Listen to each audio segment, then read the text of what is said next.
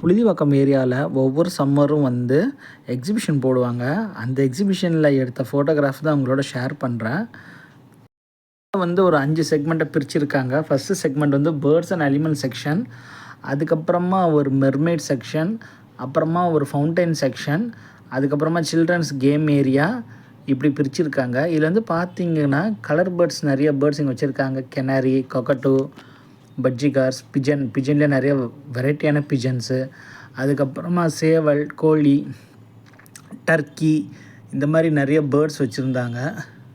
இதெல்லாம் பார்க்குறதுக்கு ரொம்ப அழகாக இருந்தது. எவ்வளோ கலர்ஃபுல்லான பேர்ட்ஸாக இருக்குது பாருங்கள். இந்த சுகர் கிளைடர் நீங்கள் பார்த்துருப்பீங்க இல்லையா, அதெல்லாங்க இது வச்சுருந்தாங்க. ஸோ சுகர் கிளைடர், அதுக்கப்புறமா இந்த 2 அடி இருக்கக்கூடிய மலைப்பாம்பு, அதுக்கப்புறமா இந்த கலர்ஃபுல்லான மெக்கா. இது தவிர இங்கே இருக்கிற இந்த மாதிரி ரேர் அனிமல்ஸ்க்கு மட்டும் ஒரு எக்ஸ்ட்ரா டிக்கெட்டு போட்டு உங்கள் மேலே உங்கள் தோளில் உட்கார வச்சு நீங்கள் ஃபோட்டோ எடுத்துக்கலாம். அது 50 ருபீஸ் எக்ஸ்ட்ரா சார்ஜ் பண்ணுறாங்க. மற்றதெல்லாம் என்ட்ரி ஃபீஸை நீங்கள் பார்த்துக்கலாம். எவ்வளோ கலர்ஃபுல்லாக இருக்குது பாருங்கள். எவ்வளோ பெரிய மெக்கா பாருங்கள்.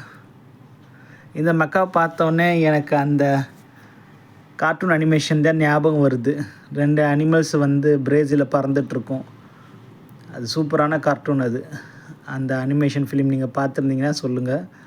ஸோ அடுத்து பார்த்தீங்கன்னா இந்த கலர்ஃபுல் கிளி இருக்கும். அது பக்கத்தில் வந்து நிறைய இக்வானா கலெக்ஷன்ஸ் வச்சுருந்தாங்க.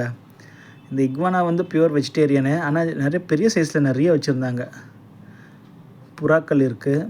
இதாங்க அந்த சுகர் கிளைடரு ஒன்று மேலே இருக்குது, இன்னொன்று அது கீழே போய் படுத்துக்கிச்சு பாருங்கள். இந்த சுகர் கிளைடர் வந்து பறக்கக்கூடிய தன்மை இருக்குது.